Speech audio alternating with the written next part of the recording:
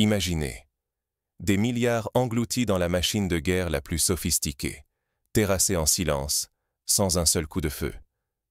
C'est exactement ce qui vient de se passer à l'est de l'Ukraine. Un hélicoptère Apache américain, symbole de toute la puissance occidentale, s'est écrasé sans qu'aucune roquette, aucun missile, ni même la moindre balle n'ait été tirée. Le coupable? Krasukha 4, un système russe presque fantomatique, dont l'unique munition est une onde furtive, perdue dans le chaos radioélectrique. À Washington, c'est la stupeur. Les généraux du Pentagone sont sidérés. Comment une technologie dite invincible, protégée par des budgets de plusieurs milliards, a-t-elle pu s'écrouler en quelques secondes? Dans les couloirs, la panique monte. Si un Apache tombe sans combat, que deviennent les autres fleurons de l'arsenal américain? D'un coup, la suprématie technologique et la sécurité des pilotes semblent illusoires. Tout ce qui semblait inébranlable, la maîtrise du ciel, la confiance dans la machine, la certitude de victoire, se dissout dans un brouillard d'interférences invisibles. Ce n'est pas un simple revers. C'est un camouflet planétaire, une gifle à des décennies d'assurance occidentale. L'invincibilité affichée s'effondre, des milliards s'évaporent, la sécurité des équipages vacille, la réputation américaine chancelle. Comment la Russie a-t-elle pu retourner la table sans même presser la détente? Pour comprendre ce séisme, il faut remonter à la genèse de cette révolution silencieuse. Ce n'est pas un hasard. La guerre électronique a désormais le pouvoir de décider du sort des batailles. Revenons aux origines du Krasukha 4 et à la stratégie qui a fait basculer l'équilibre mondial. Personne ne s'attendait à cela. Là où l'on redoutait des missiles, c'est une onde silencieuse qui a frappé sur le front ukrainien. Un hélicoptère Apache américain s'est écrasé, non abattu, mais foudroyé par une arme invisible. Ni explosion, ni tir. Une onde électromagnétique venue du sol a tout anéanti à bord. Le responsable? Le Krasukha 4, système russe de guerre électronique. Longtemps, l'Occident a cru à des rumeurs, mais jamais il n'avait mesuré sa puissance réelle. Ce n'est ni un char, ni un missile, mais une station mobile capable de rendre aveugles et sourds tous les appareils modernes sur un vaste territoire. En quelques secondes, radar, communication, GPS, tout s'éteint dans l'Apache. L'équipage, isolé, n'a plus aucun repère. Symbole de la suprématie américaine, l'hélicoptère chute, sans même un impact. Pour le Pentagone, l'humiliation est totale. Chaque appareil vaut plusieurs millions d'euros et incarne la fierté technologique des États-Unis. À Washington, la stupeur cède à la peur.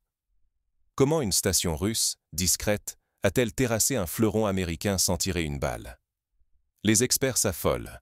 Le Krasukha 4 pourrait-il neutraliser avions, drones et satellites sur des dizaines de kilomètres? Ce qui paraissait mythe devient menace tangible. Désormais, la supériorité aérienne occidentale vacille. Sur l'Ukraine, chaque vol devient un pari. Toute une doctrine de domination technologique semble fragile face à ce nouvel ennemi, le contrôle des ondes. L'enjeu est colossal. Il ne s'agit plus seulement de prestige ou d'équipement, mais de milliards investis, de la sécurité des opérations et de l'autorité militaire de l'Occident.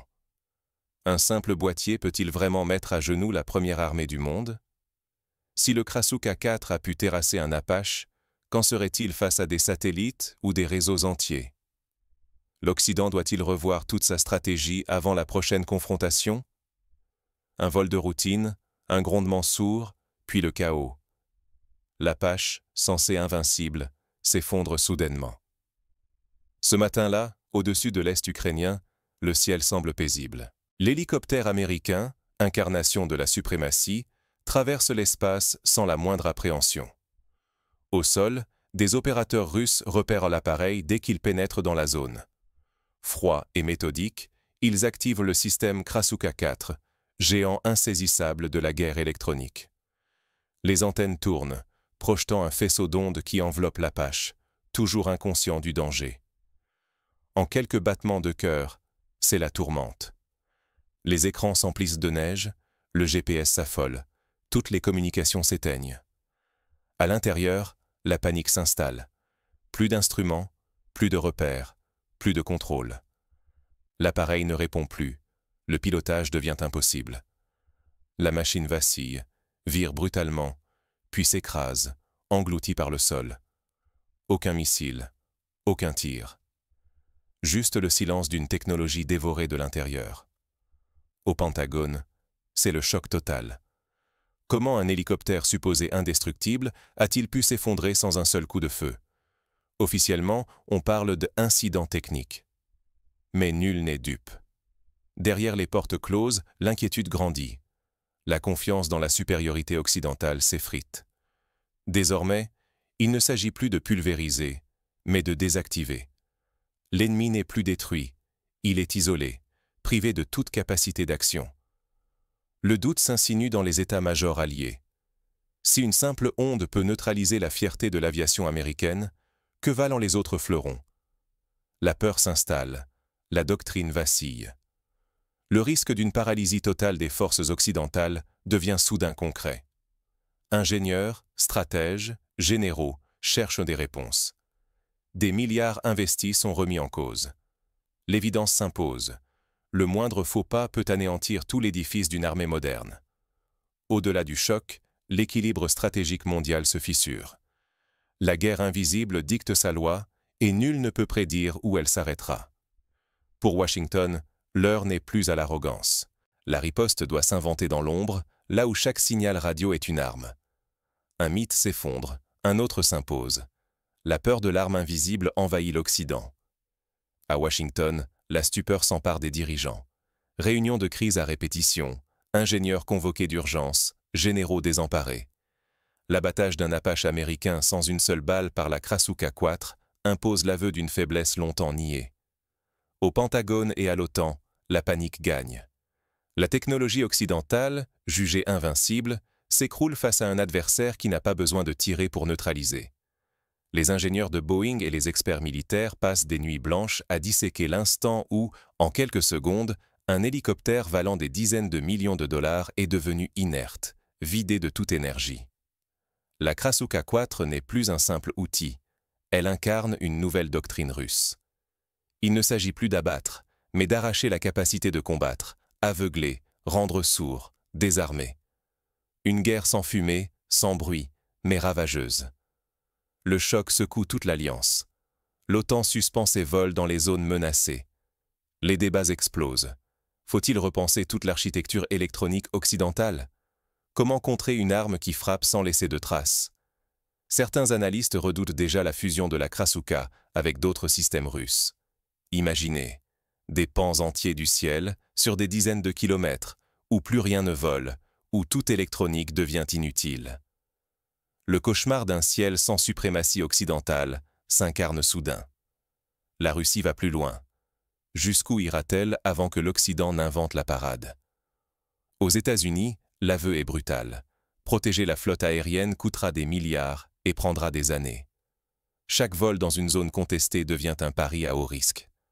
Le leadership américain chancelle. La crédibilité technologique occidentale vacille. La vulnérabilité stratégique est mise à nu. Les industriels paniquent. Comment protéger un arsenal immense déjà déployé? Combien de temps avant qu'une défaite invisible ne brise l'image d'invincibilité? Jamais, depuis la fin de la guerre froide, l'urgence n'avait semblé aussi aiguë dans les états-majors. La guerre électronique, hier réservée à une poignée d'initiés, devient le véritable champ de bataille du XXIe siècle. Mais déjà, à Moscou, l'état-major russe prépare la prochaine démonstration de force. La guerre silencieuse ne fait que commencer. Au XXIe siècle, la véritable puissance ne réside plus dans les bombes, mais dans la maîtrise du silence. Sur le nouveau champ de bataille, ce n'est plus la force brute qui décide, mais le contrôle de l'invisible, les fréquences, l'éther, le vide entre les signaux. Celui qui tient l'éther détient la guerre. C'est la doctrine moderne. Brouiller, aveugler, couper toute communication, priver l'adversaire de ses sens. La guerre électronique redéfinit tout. La technologie rusée l'emporte sur la force, et l'incident du Krasuka 4 l'a prouvé. Un hélicoptère américain, valant des millions, réduit au silence en quelques secondes, sans un seul tir. L'impact est immense. La confiance dans la supériorité occidentale vacille, tout comme la certitude que des milliards investis en armement traditionnel suffisent encore. Stratèges, chercheurs, ingénieurs et militaires font face à une nouvelle réalité. Il faut innover dans l'invisible, apprendre à survivre au brouillage et à la désinformation.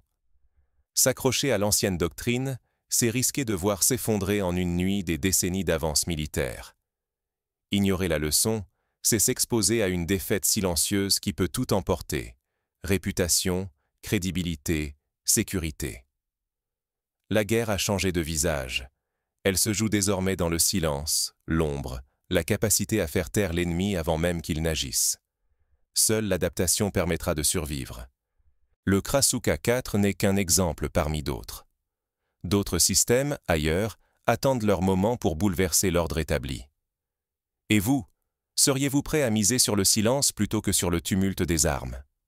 L'affaire de l'Apache, abattue sans un seul coup tiré, bouleverse tout ce que l'on croyait savoir sur la guerre moderne. Face à ce choc, faut-il continuer à investir des dizaines de milliards dans l'acier, ou admettre que le vrai champ de bataille se joue désormais dans l'invisible?